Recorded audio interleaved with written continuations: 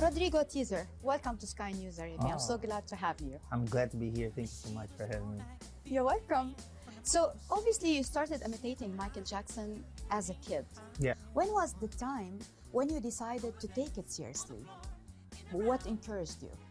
I have to be honest. I when I was a child or even a teenager, I never thought that that could be that serious.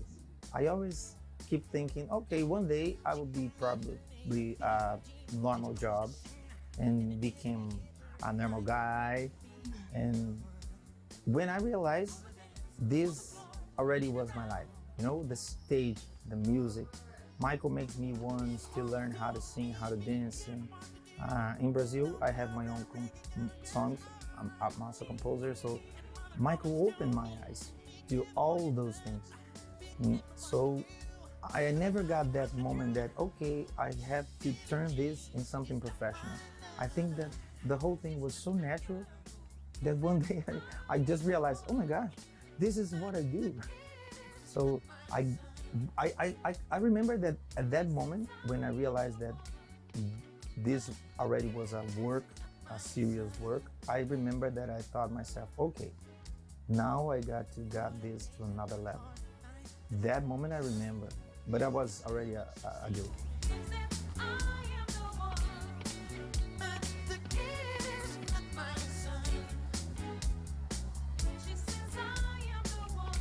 What was the turning point in this journey?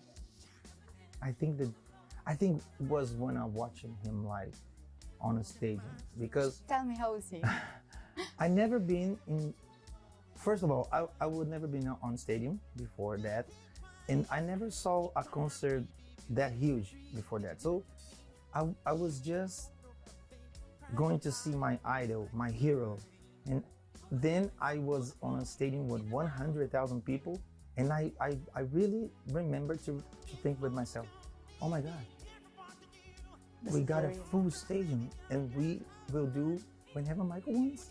If he wants us to jump, the whole stadium will jump. Or even at the start of the show that he jumped and stayed just there. Like he's just like a master. Oh yeah, we are puppets. Michael, it was awesome on this, and I remember to feel that this is very strong for an artist. Wow. I know that not every artist got that power, but I remember that, okay, I want to live this, you know?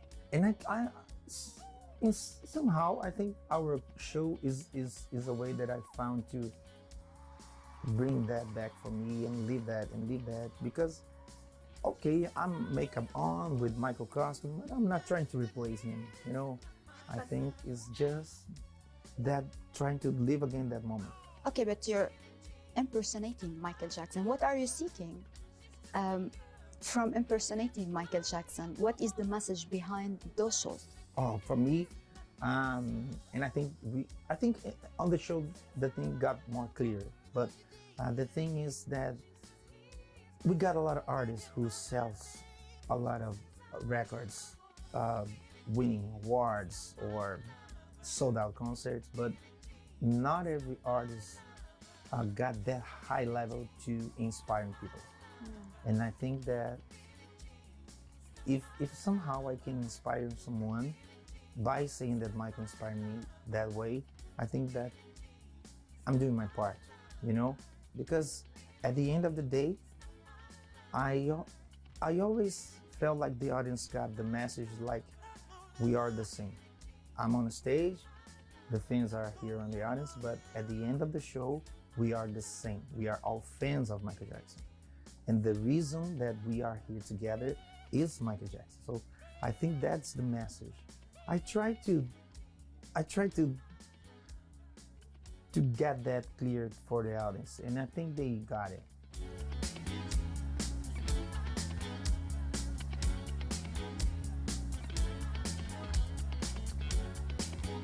Michael Jackson moves are not that easy, not very common. How did you learn them? Anyone taught you to dance? No, I started to learn by watching videos and repeat it. And then I don't know. I don't remember where I read some, I don't know, some book that Michael studied popping, locking, and then okay, what it is popping, what it is locking, what it is tap dancing, and I tried to learn those things to try to help me to dance better. And the same happened with the voice, because at the beginning I just got normal class to singing, and then one day I read it that Michael studied specifically singing called speech level singing, and then I realized. I realized. Describe it. Oh, is a technique that believes that you don't have to have your singing voice and your talking voice too different. That's why Michael tried to emulate the same. You know, Michael talks like, "Hi, this is Michael Jackson," Yeah. and he's saying like, "If this and why?" It's not that quite different. Yeah, yeah. Because some other techniques, you have a voice to singing and a voice to talk. So all those things is things that I trying to put it together and try to learn how to do it, because you know, no matter how hard I studied, Michael is still be hard to impersonate. Okay, let's talk about the moonwalk, for Oh, yeah. example. Is it true that the shoe have a certain feature that helps you to do it, or is it just a balance? No, the moonwalking, Yeah. no, it's just dancing, really. Yeah? Yeah, because you know, one thing, you know, Michael got his shoes and Michael got his own floor to go on tour, but I cannot have my own floor to travel all around the world. So I got idea. I travel with a lot of shoes, a lot of different shoes, and I felt the floor, and for each floor I got one shoe, because when we do the Michael movements, especially moonwalking, we have to put the right pressure in the right place. You will teach me, by the way. Yeah, for sure.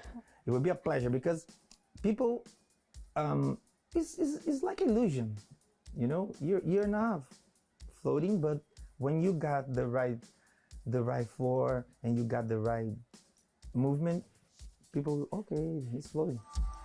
See the kids in the street, not enough to read, so am I to be blind, pretending not to see their needs. You started your shows on 2019. How was the audience? How did they receive the show? The first one.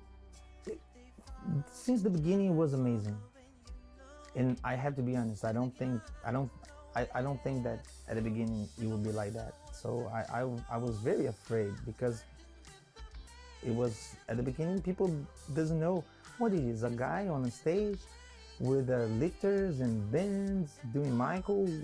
Who the guy do you think he is? So, but no, the Michael fans are very, you know, I feel very blessed to got so many love from them. And how do people around the world receive the show now? Oh, it's always emotional and beautiful, because you know, I live in Brazil. Brazil got a lot of different cultures, and even in Brazil at the beginning, people said, oh, sometimes some parts of Brazil, I don't think people will like your show. But in Brazil, we got all concerts sold out. And then we got to perform outside Brazil in South America. And people said, okay, outside Brazil, people were not gonna like it, but people like it. And then the first time we went to Europe, people, oh, you know, Europe, people with the same happened. And the same happened in US, in New York, in Los Angeles. We just came from Malaysia and Singapore, and the same thing happened. And I think that the Michael's music brings us in some way to the same place. Yeah. And I think that we got the same, how can I say, I think that it's almost like a frequency. You know, Michael put us on that, and we felt the same. So no matter what language, no matter what places, once you play the music, we are all the same. And I think that is one of the biggest messages Michael has, because he always said that. He always said, we are the same. We are the one. We are, you know, And I think that music got this power because it's so different. You know, I'm here at Dubai. Dubai is so different from Brazil. You have Of no course. idea, or actually, you know how different it is. And we are here, and I'm about to perform a performance in that theater because of Michael. And at the end of the show, the feeling, it will be the same. People will leave the theater because they love Michael, and I will leave the stage because I love Michael. And the reason that we put this together is the same. We love Michael. Of course, I love him too. You know, no doubt Michael Jackson is a legend and a brilliant star that should live forever. However, today in the era of social media, TikTok and Facebook and Instagram, so where Michael Jackson has no presence, and with a generation who did not grow on music of Michael Jackson, probably never listened or watched his shows. How far will the legend live, and what will the future of these shows be in your opinion? You know, some people don't like it when I say, but I always said that the show, the tribute that I perform is bigger than me. Because Is it?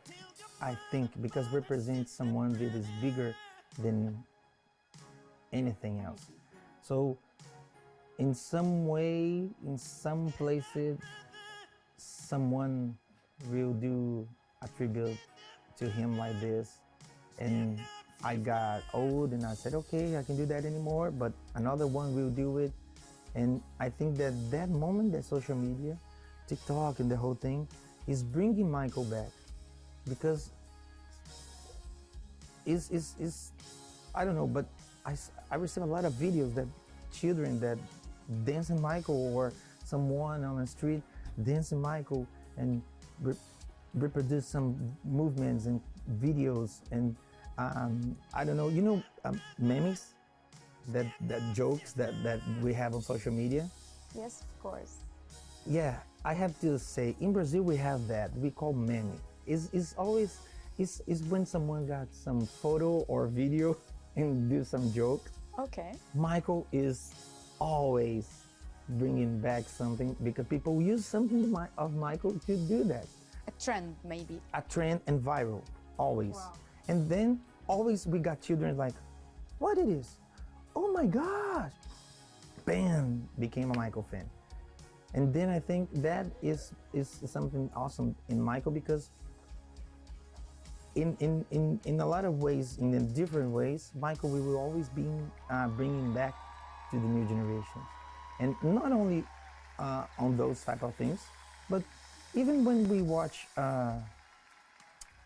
Bruno Mars or The Weeknd or Usher, you know, a lot of guys, a lot of children watch them, and once they do something like Michael, the children say, oh, that came from Michael, and bam, become a Michael fan. Well, good luck for your shows. Oh, thank you I so can't much. wait to watch it. But first, you have to teach me how to dance the movement. Okay, when you do this, and you just change, yeah, and now you're gonna change your knees like this. Yeah, and then back, knee, yeah. Yes, yeah, that's the secret. Thank you so much. Thank you so much. A gente pode fazer uma